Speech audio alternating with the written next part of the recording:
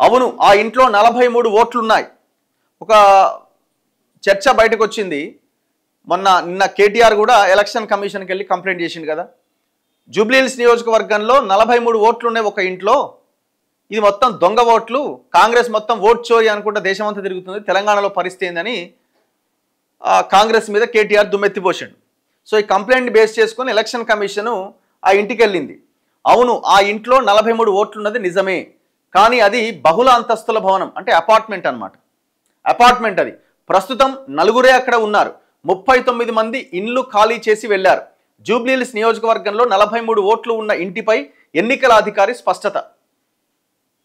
So basic ఏమవుతుందంటే, మనం ఒక దగ్గర రెంట్కున్నాం అనుకోండి, అక్కడ 2 ఏళ్ళు ఉన్నాం, ఎలక్షన్స్ వచ్చినాయి, అప్లై చేసుకుంటాము. అప్లై చేసుకున్న తర్వాత ఇక అది ఏం చేయాలా, వీళ్ళు ఎప్పుడు రివ్యూలు చేస్తూ ప్రతి ఎలక్షన్ టైంలోనో ఎప్పటికప్పుడు రివ్యూ చేస్తూ అక్కడున్న ఓటుని క్యాన్సిల్ చేయాలా. ఒకవేళ అక్కడ ప్లేస్లో లేకపోతే ఎక్కడ ఏడున్నది, ఇక్కడ చేసే సిబ్బంది ఏరి ఆ ఆలోచన ఎక్కడిది. ఇప్పుడు ఒక ఆయన రెంట్కున్నాడు, ఆయన ఓటు రిజిస్టర్ అయింది, ఆయన వెళ్ళిపోయిండు. ఇంకొక ఆయన వచ్చిండు, ఆయన ఓటు రిజిస్టర్ అయింది. ఇట్లా ఆ అపార్ట్మెంట్లో మరి అట్లనే ఉందా, లేకపోతే వాళ్ళు ఉంటున్న ఎవరెవరైతే రెంట్కున్న వాళ్ళు ఖాళీ చేసి వెళ్ళిపోయారు, నెక్స్ట్ ఇంకొకరు వస్తే మళ్ళీ వాళ్ళకు కూడా ఓటు వస్తుంది కదా. సో ఇట్లా మల్టిపుల్ ఓట్స్ అయిపోయినాయి. అట్లా 43 ఓట్లు ఉన్నాయట. జూబ్లీహిల్స్ నియోజకవర్గంలో 43 ఓట్లు ఉన్న ఇంటిపైన ఎన్నికల అధికారి స్పష్టతనిస్తుండు.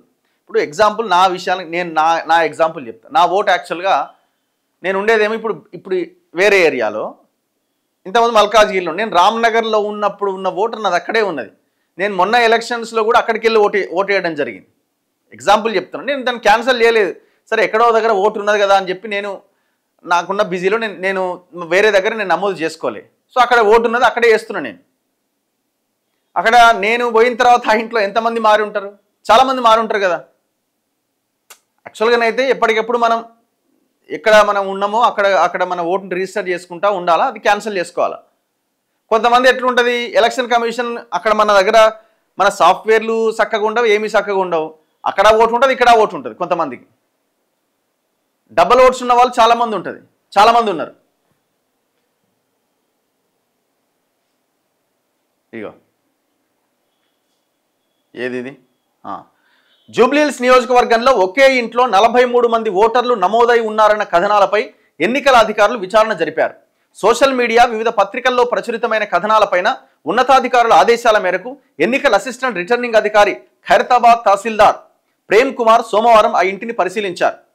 బిఎల్ఓలతో కలిసి ఆ బహుళ అంతస్తుల ఇంటికి వెళ్లి విచారణ జరిపారు. యూసుఫ్గూడ కృష్ణానగర్లో బూత్ నెంబర్ 264లోని ఇంటి నెంబర్ 8-3-23/B/160లో 40 మంది ఓటర్లు ఉన్నారు అని స్పష్టం చేశారు. ఒకే ఇంట్లో 43 ఓట్లు ఉన్నాయంటూ జరుగుతున్న తప్పుడు ప్రచారాన్ని నమ్మొద్దు. గత అసెంబ్లీ, లోక్సభ ఎన్నికల్లో కూడా వారు ఓటు హక్కును వినియోగించుకున్నారు. ఈ ఓటర్లు 20 ఏళ్లుగా కృష్ణానగర్లోనే ఉంటున్నారు. 43 మంది ఓటర్లలో ప్రస్తుతం నలుగురే అదే ఇంట్లో ఉన్నారు. మిగిలిన 39 మంది ఓటర్లు చిత్ర పరిశ్రమలో పనిచేసే కార్మికులని చెప్పారు. ఈ బహుళ అంతస్తుల భవనంలో కొన్ని నిర్మాణ పనులు జరుగుతుండటంతో వారు ఖాళీ చేసి మరో చోటుకు వెళ్ళిరట. ప్రస్తుతం వారు నివసిస్తున్న చోట ఓటు నమోదు చేసుకున్నారా అనే కోణంలో విచారణ చేపట్టామని తెలిపారు. ఇప్పుడు వాళ్ళు ఇక్కడి నుంచి వెళ్ళిపోయారు, మరి ఇంకో దగ్గర ఉంటారు కదా, అదే ఏరియాలో ఉంటారో, అదే నియోజకవర్గం ఉంటారో, నియోజకవర్గం మారొచ్చు, ఎందుకంటే దగ్గరే కాబట్టి. ఇప్పుడు జూబ్లీహిల్స్ ఆనుకొని ఖైరతాబాద్ ఉంటుంది, మరి అక్కడే ఉన్నారా, వేరే దగ్గర ఉన్నారా? సో మొత్తానికి ఆ ఓటు నమోదు చేసుకున్న ఓటు అది అట్లనే ఉన్నది. ఇది కథ.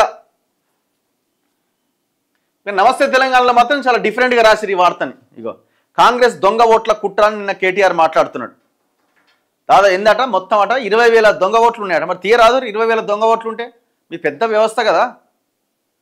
20,000 దొంగ ఓట్లు ఉన్నాయి. వీళ్ళు దొంగ ఓట్ల గురించి వీళ్ళు మాట్లాడాలి. ఇగో 80 గజాల ఇంట్లో 24 ఓట్లు ఉన్నాయి, ఎట్లున్నాయని అంటున్నాడు.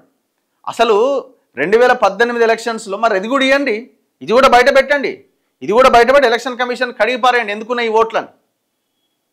2018 ఎలక్షన్లలో దాదాపుగా 25 లక్షల ఓట్లు తీసేసిరు వీళ్ళు. ఇది నేను అంటున్న మాట కాదు. ఎందుకు మా ఓట్లు లేవని జనం రోడ్ల మీదకి వస్తే ఐఎమ్ సారీ అన్నాడు రజత్ కుమార్ కేసీఆర్ గెలుపునకు కారణమైండని రజత్ కుమార్కి రిటర్న్ గిఫ్ట్ కింద ఇరిగేషన్ శాఖ ప్రిన్సిపల్ సెక్రటరీ పదవి ఇచ్చిండు. మెగా కృష్ణారెడ్డికి లబ్ధి చేకూర్చిండు. ఫలక్నుమా ప్యాలెస్లో రజత్ కుమార్ బిడ్డ పెళ్లి మెగా కృష్ణారెడ్డి చేసిండు. ఇదంతా గత చరిత్ర చూడలేదా మనం? వీళ్ళు ఓట్ల చోరీ గురించి ఓట్ల గురించి వీళ్ళు మాట్లాడాలి.